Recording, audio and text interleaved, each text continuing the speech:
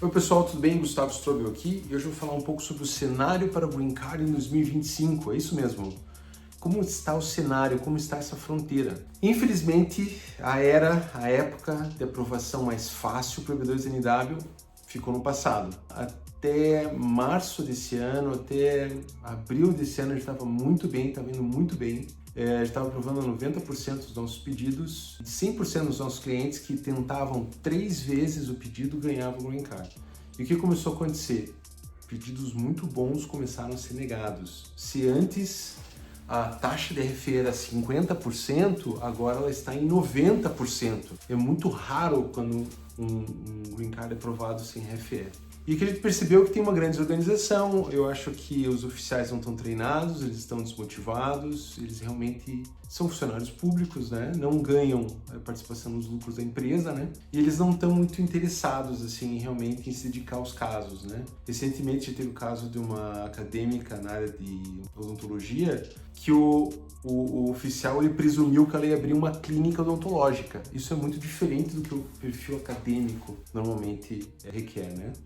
São várias coisinhas assim acontecendo que demonstram que os oficiais não estão tão assim afinados, né, com os pedidos. E dá para ver nas RFEs também, nas denials, que eles estão procurando pelo em ovo, eles estão procurando algo para negar. Realmente, assim, parece ter uma intenção, parece que vem uma ordem de cima para baixo dizendo que vamos reprovar o pessoal. Por que parece? Porque o OSS não fala, não tem um canal direto com o OSS, não existe contato interno da OSS, não existe isso. É contra a lei você vazar informações da OSS. Ninguém tem uma informação mais quente assim em relação ao OSS. O que você pode fazer é interpretar os memorandos deles, né? O que parece, né, que realmente eles estão sendo mais difíceis, sendo mais rígidos para provar. Então, por esse motivo, eu parei de fazer feiras já em junho desse ano, né, de 2024. Eu parei de fazer feiras, eventos no Brasil, porque eu acho antiético você vender ou fazer campanha para captar clientes para Green Card quando o horizonte está mais difícil. Ele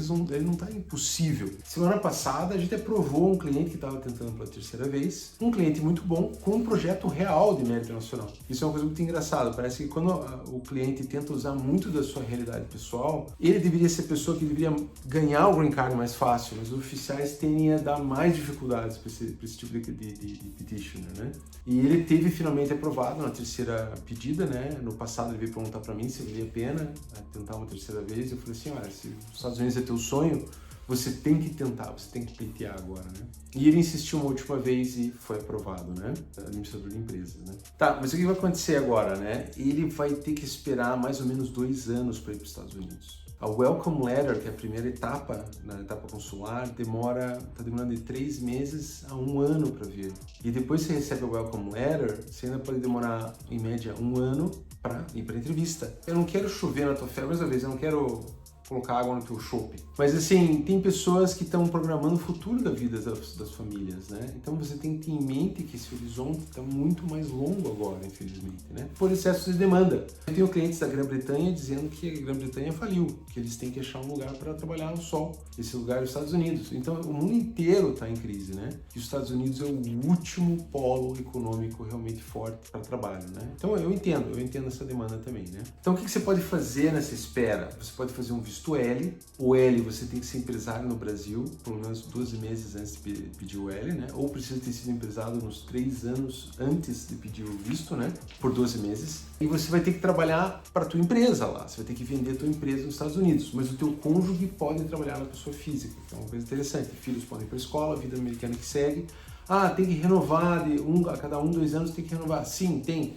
Mas não é tão caro assim renovar, não é uma coisa tão... Principalmente no nosso escritório, né? A gente tem uns valores de honorários bem acessíveis, né? E se você tem um MB2NW aprovado já conosco, a gente pode fazer um pacote bem bacana, bem acessível mesmo, né? Você já investiu tanto com a gente, não custa nada a gente te ajudar a chegar antes dos Estados Unidos, né?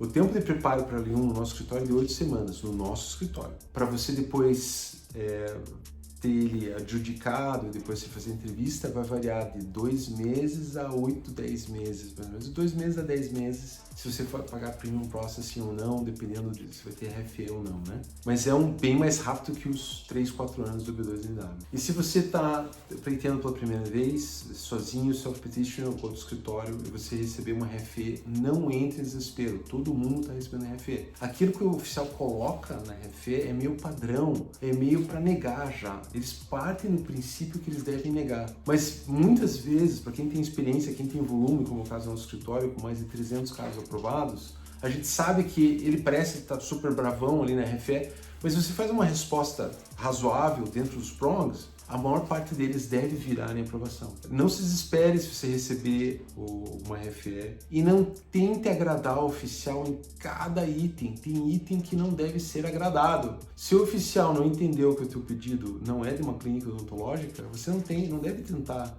retrucar ele ou tentar agradar ele, né? Você deve tentar demonstrar para ele que no pedido original já era um outro perfil acadêmico, né? Que não era sobre uma clínica odontológica. Você tem que meio que... Você responde, você é educado com o oficial, você responde o oficial, mas você também tem que saber bater nele às vezes, né? Você tem que ser americano para responder isso aí. Você tem que ter uma atitude americana. Você tem que falar o que está errado tem que estar errado e o que deve ser acrescentado, você acrescenta nas provas. Aí fica a critério desse oficial. Vai ter vários fatores, se ele está de bom humor no dia, se ele está estressado.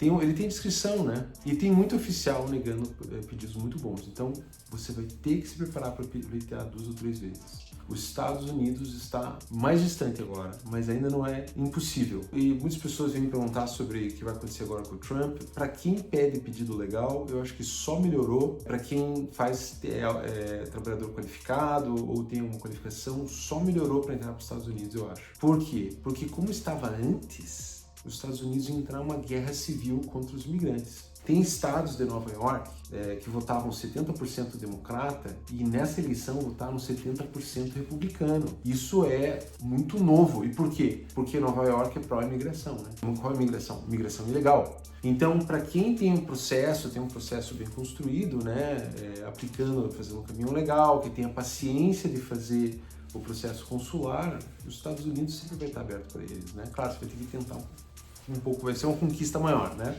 Vai ter que pleitear com mais paciência, né? Sobre ajustes de status, né? Eu fico imaginando essas pessoas que foram para os Estados Unidos nos últimos 2 meses aí para fazer ajustes de status, porque o Visa Bulletin estava em agosto. Que surpresa agora, né? Virou mês e foi para março. E agora eles vão ficar ilegais nos Estados Unidos? O que eles vão fazer? Eles perderam a janela deles? Perderam a janela deles, né? Tem que esperar mais um mês, talvez mês que vem abra, aí você fica nessa espera. É por isso que o nosso escritório não recomenda fazer ajustes de status. Nós temos 2 clientes agora, um deles, no primeiro pleito do B2NW em ajuste de status, foi negado, no primeiro pleito. Mas a gente fez uma transferência de carta, tudo mais, né? Uma transferência com uma carta para transferir o I-140 para o novo I-140 e foi aprovado na segunda tentativa. Mas os Estados Unidos disse, os oficiais viram o caso e falaram assim, você tem que voltar para o Brasil pleitear consular isso aí. Você tem 30 dias para sair. E o que você faz daí? Você larga o teu emprego, larga a tua casa nos Estados Unidos? O que você faz? Complicado, né?